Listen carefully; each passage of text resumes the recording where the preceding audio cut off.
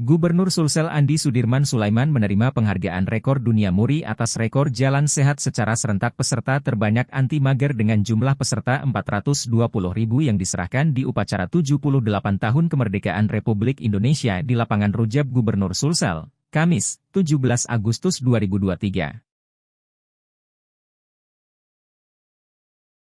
Dua penghargaan lainnya yakni sebagai Program Pembinaan Keselamatan dan Kesehatan Kerja, K3, dan penetapan Geopark Maros Pangkep sebagai Global Geopark pada sidang Dewan Eksekutif UNESCO di Paris.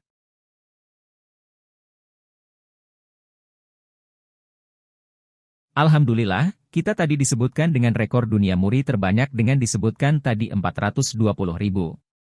Saya tentu apresiasi yang ikut, ini penghargaan untuk kita semua, kata Andi Sudirman Sulaiman.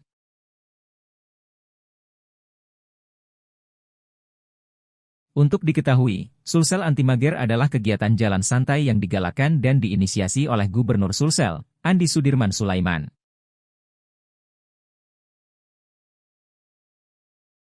Kegiatan ini sebagai langkah untuk menciptakan pola hidup sehat bagi masyarakat. Selain Gubernur yang menerima penghargaan juga menyerahkan penghargaan Lencana dan Piagam Penghargaan Lingkup Pemerintah Provinsi Sulsel tahun 2023.